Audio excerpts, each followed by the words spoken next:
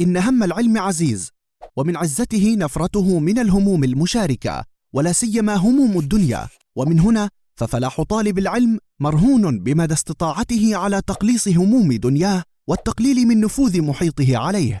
ومن أشد موانع الهم من الانجماع والعلم من الاجتماع تقطيع التحصيل وتعثره، فالعلم يحتاج من طالبه مواظبة ليرتاض به، فمن ثبت نبت. وكما أن تقطع التحصيل يمنع الهم من الانجماع، فكذا تنقله، فإن تنقل التحصيل من كتاب لآخر قبل استتمام الأول يشتت الهم ويشرد العلم. وكذا القول في التنقل بين المعلمين والفنون والوسائل. وها هنا تقنيات يستعين بها الطالب على جمع الهم. أولاً، التركيز على الإنجاز اليومي بقطع النظر عن نهايات المشاريع.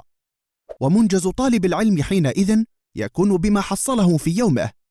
فلا تحدثني عن قدراتك الفائقة وآمالك الكبرى وخططك المستقبلية، حدثني فقط عن إنجازك اليومي، فهو برهان آمالك وعنوان نهاياتك.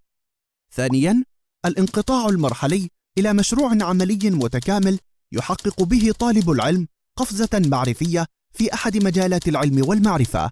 وها هنا عليك بأمرين: 1. لتكن في كل قفزة محدود المصادر، ولا تشتت قفزتك بكثرة منافذ المطالعة. 2. أعد متكأ القفزة بعناية، أبلغ في ترتيبه وتطيبه، خلصه من مكدرات العصر وسائل التواصل الاجتماعي. 3. التمييز في التعاطي مع الواقع بين التحصيل والإنتاج، بحيث تتسع دائرة تحصيله لمطالعة ما يتعلق بواقعه، ولكن إنتاجه يقصر على اهتماماته العلمية. وسبب ذلك أن الإنتاج له تبعات، فإن الذي يتصل بواقعه بكتابة أو غيرها فلا بد وأن يكون لإسهامه ذاك رجع صدى، فيظل يلاحق ما أنتجه وينظر فيما لاقاه من ردات فعل، سؤالات كانت أو ردودا أو غيرها، وهكذا حتى يستولي ذلك على وقته ويطغى على تفكيره.